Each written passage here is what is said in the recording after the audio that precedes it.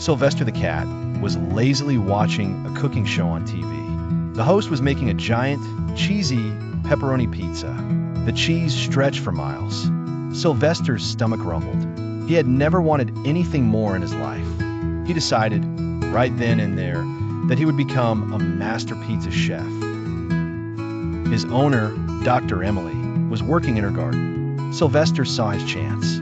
He tiptoed into the kitchen, a look of fierce determination on his face.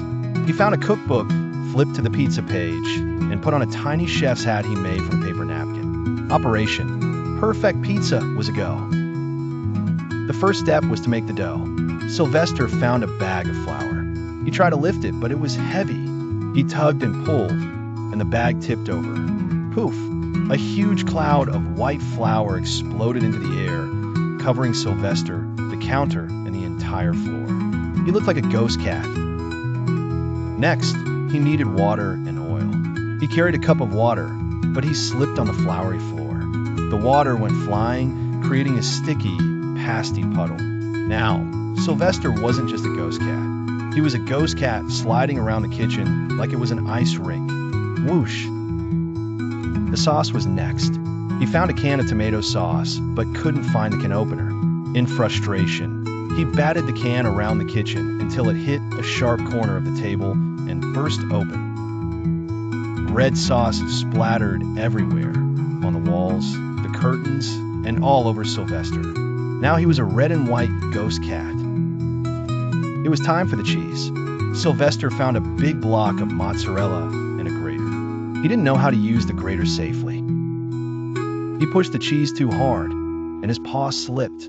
The block of cheese shot out of his paws, slid across the floor, and went straight through the cat flap. He lost his cheese. He still had pepperoni. The slices were in a package. He tried to open it with his claws, but the package ripped open too violently. Pepperoni slices flew into the air like tiny, saucy frisbees. They landed on the ceiling, on top of the fridge, and one stuck perfectly to Sylvester's forehead. Just as Sylvester was contemplating his messy life, Buster the puppy, who was in the backyard, smelled the cheese that had flown out the cat flap. He bounded inside through the flap, his tail wagging excitedly. He saw the chaos and thought it was the best playground ever. Buster started running through the kitchen, his paws tracking flour and tomato sauce everywhere. He slid through the puddles, barking happily. He found a runaway pepperoni and started eating them. He was helping in the worst way possible. Sylvester tried to shoo Buster away, but he slipped on the sticky floor again. This time, he slid right into the open bag of flour, which wrapped around him like a sack. He was trapped, wiggling and meowing pathetically, covered in doughy goo. Suddenly, Sylvester heard the worst sound in the world. Dr. Emily's car pulling into the driveway. She was home. He was trapped in a flour bag. The kitchen was a disaster zone, and a puppy was eating the evidence. This was a culinary catastrophe.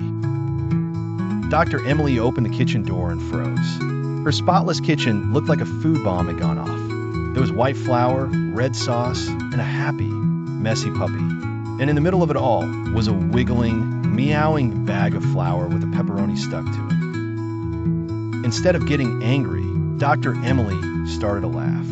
She carefully helped Sylvester out of the bag. He looked up at her with big, sorry eyes, covered head to toe in pizza ingredients. He looked so ridiculous that she couldn't be mad. "You wanted pizza, didn't you, silly cat?" she said, still laughing. She cleaned up Sylvester and Buster, and then, to his amazement, she started making a real pizza. She let Sylvester watch carefully from a clean chair, far away from the ingredients.